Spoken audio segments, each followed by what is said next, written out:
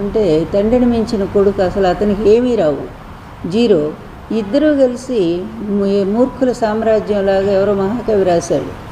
ఆ విధంగా ఇప్పుడు ఈ ఇద్దరూ కలిసి వాళ్ళకు వాళ్ళే గొప్పలు చెప్పుకుంటూ వాళ్ళని వాళ్ళే పొగుడుకుంటూ ఈ విధంగా ఆ మహానాడంతా జగన్ గారిని తిట్టుకుంటా ఏ మహానాడు ఏమి కార్యక్రమం. మహానాడు అనేది మహానుభావుడు ఎన్టీఆర్ గారి జన్మదినాన్ని పురస్కరించుకొని గతంలో ఈ 83 నుంచి అది నిర్వహిస్తున్నటువంటి ఒక గొప్ప కార్యక్రమం. ఆ రోజు అనేక సమీక్షలు జరుగుతాయి మహానాడులో.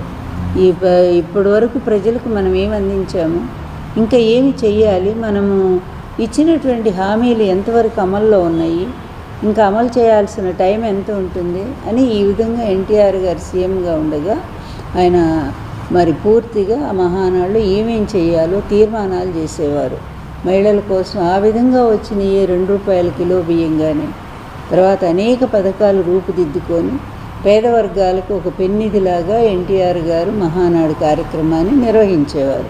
దానివల్ల ప్రతి పేదవాళ్ళకి ఒక లాభం జరిగేది.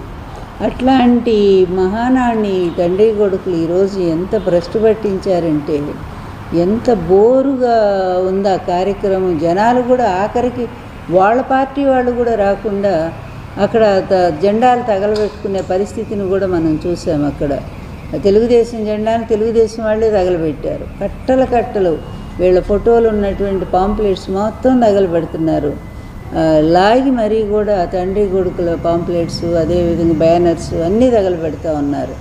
ఇది వీళ్ళ మహానాడు. ఏదో చేయబోయి అయ్యవారిని చేయబోతే కోతి అయ్యిందన్నట్టు సామెతగా ఈరోజు మహానాడు పేరుతో అభాసు పాలయ్యారు. ఇక వీళ్ళ గొప్పలు ఎలా ఉన్నాయంటే అవి మామూలుగా లేవు. ఏంటి మా 6 సూత్రాల కాదు, అంతకుముందు మరి సూపర్ 6 ఏమో తండ్రి చెప్పాడు, ఈయనేమో అదే దాన్ని 6 ఫార్ములాన ఏదో పేరుతో లోకేష్ అనౌన్స్ చేస్తూ ఉన్నాడు.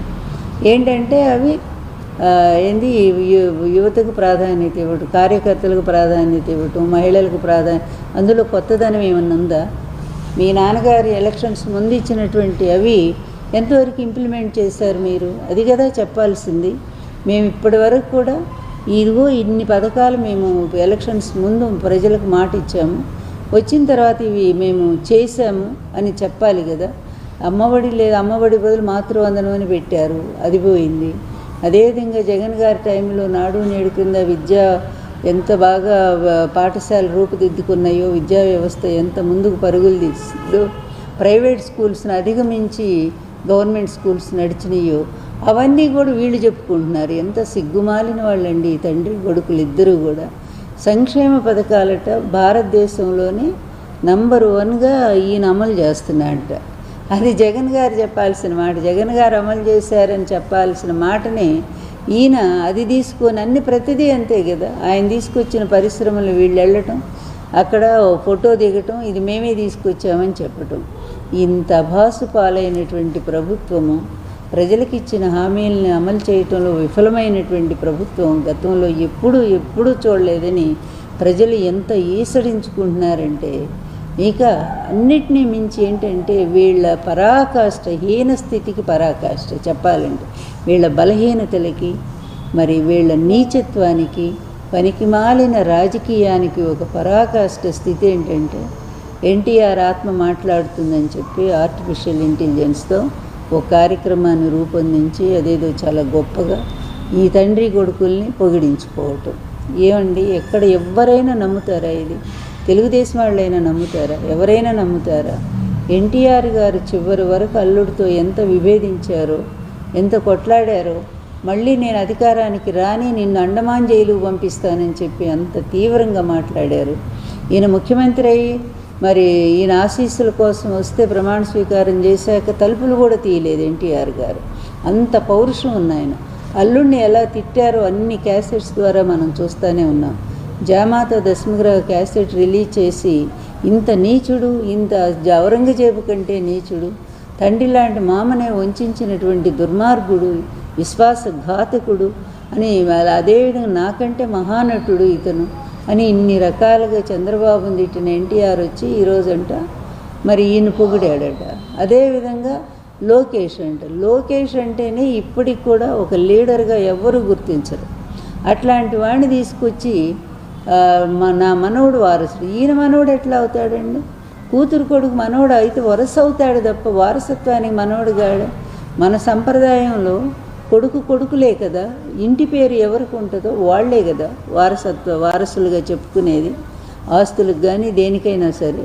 అలాంటిది ఎన్టీఆర్ కుటుంబంలో వాళ్ళు నందమూరి కుటుంబంలో నుంచి ఎవరైనా అవుతారు. అలా కాకుండా వెళ్ళి నారా వాళ్ళ కుటుంబంలో తీసుకొచ్చి నా మనవడు వారసుడు, ఎట్లా వారసుడు? అతను ఏమి సాధించాడని? ఈ తండ్రి బాటలో నడుస్తూ అవినీతిలో మరి పూర్తిగా అంతని మించిపోయి డబ్బులు సంపాదిస్తున్నాడని అతను గొప్పవాడని అందామా?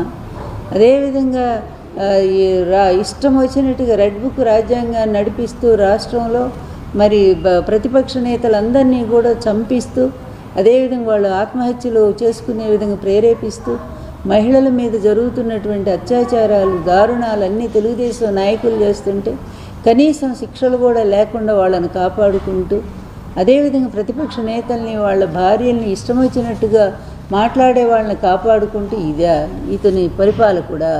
ఇతను ఒక ముఖ్యమంత్రి అంటే ఎవరైనా హర్షిస్తారా? ఇట్లాంటి దగుల్బాజీ రాజకీయాలు చేసేటువంటి వాళ్ళు ప్రపంచ చరిత్రలో ఇంతవరకు చూడలే. ఇప్పుడు ప్రతి ఒక్కడూ ఒక ఆశయం కోసం, హిట్లర్ లాంటి వాడు కూడా వాడు యూదుల మీద కోపంతో చేశాడు, వాడి చిన్నతనంలో జరిగిన అవమానాల వల్ల. అతను ఒక ఆశయం పెట్టుకున్నాడు, అతను చేశాడు. కానీ వీళ్ళకి ఏదైనా ఒక ఆశయం అంటూ ఉందా? ఆశయం ఒక్కటే నాకు తెలిసి, తండ్రి కొడుకులు అవినీతిలో కోట్లు సంపాదించడం, అడ్డదారిలో వ్యవస్థల్ని మేనేజ్ చేయటం, వాళ్ళందరినీ వాళ్ళకు అనుకూలమైనటువంటి వాళ్ళని కోర్టులు తప్పుదారి పట్టించడం, అదేవిధంగా కేసులను తారుమారు చేయించటం, కోట్ల రూపాయలు పోసి పెద్ద లాయర్లను పెట్టి తిమ్మిని బమ్మిని చేయటం. ఈ విద్యల్లో మాత్రం తండ్రి కొడుకులు బాగా ఆరితేరారు. అలాగే రాష్ట్రాన్ని లూటీ చేస్తూనే ఉన్నారు. అందువల్ల మహానాడులో వీళ్ళు ఏమైనా చేసిన గొప్ప పని ఒక్కటైనా ఉంటే దాని గురించి చెప్పుంటే బాగుండేది. కడపలో మహానాడు పెట్టడమే గొప్పగా భావిస్తున్నారంటే ఒక 20,000 మంది పోలీసులు పెట్టుకొని చుట్టూరా కూడా అక్కడ జనమేమో రాలేదు, పోలీసులే ఎక్కువ కనిపిస్తూ ఉన్నారు. అలాంటి వీళ్ళు కడప ఇంటికి వెళ్ళి ప్రజల ఇళ్ళకి వెళ్ళి మేము మీ ఇంటికి వచ్చాము, అందువల్ల మా పరిపాలన ఎలా ఉందని ఈ తండ్రి కొడుకులకు అడిగే దమ్ముందా, ధైర్యం ఉందా? కడపే కాదు, రాష్ట్రంలో ఏ మూలకైనా సరే మీ ఇద్దరు వెళ్ళి మా పరిపాలన ఎలా ఉంది, మా పరిపాలన చూసి మాకు ఓటేయి వేస్తారా అని చెప్పి ఒక్కసారి జగన్ గారిలాగా అడగండి.